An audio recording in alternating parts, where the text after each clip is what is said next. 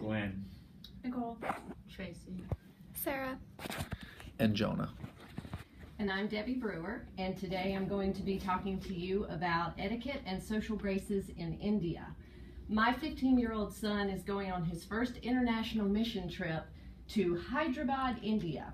Now, this Myrtle Beach native is going to need to stay on his toes with etiquette because it's very different in India than it is in Myrtle Beach, what he's used to.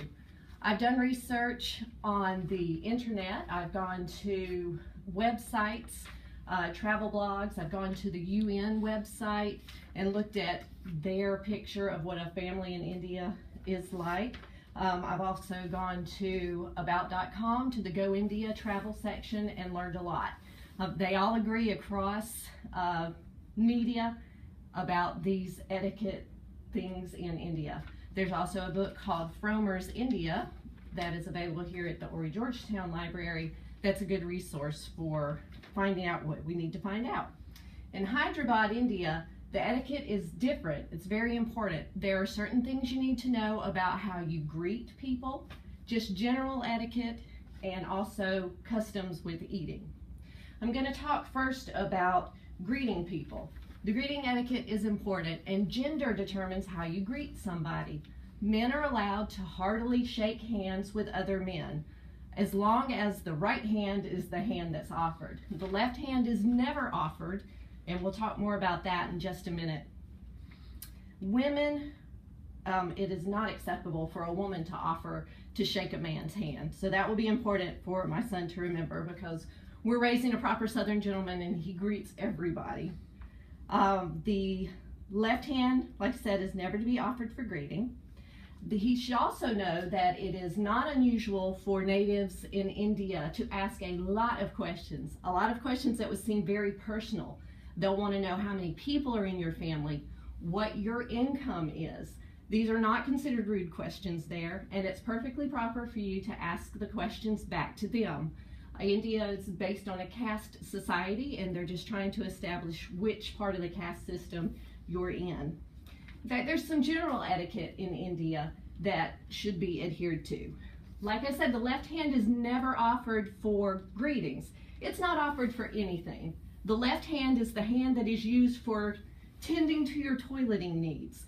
That hand is very unclean and is considered very rude to touch anything, to hand things off to, and certainly not to eat with. In India, the older generations are a generation to be revered. They're a joint family society. The generations will live together in the same household, and the grandparents will act as the buffer between the children and the parents. So it's very important that the older generation is paid a particular amount of respect. Another general etiquette rule in India: feet are a no-no. Feet are considered unclean. Shoes are not to be worn, especially into religious places. If you go to a shop and see shoes lined up outside the door, you should remove your shoes before you go in as well. There are shoes worn in the house sometimes, but if this is the case, that pair of shoes will only be worn in that house. They will not be taken outside of the house. It's best just to kind of watch the doorways and see what's there. The etiquette applies to mealtime as well. Again, left hand, big no-no. Don't use it to reach for anything in a communal dish, to accept a salt shaker or a communal cup that comes your way. It would transfer the uncleanness from your hand to that dish. The whole meal would be ruined, and you might cause an international incident. We don't want that.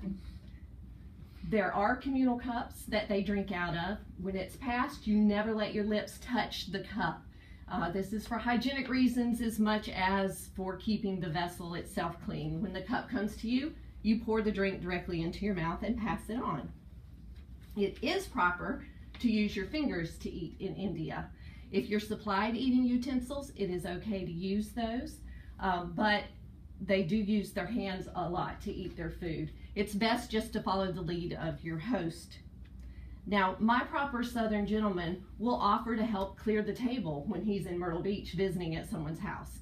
In India, this is a big no-no.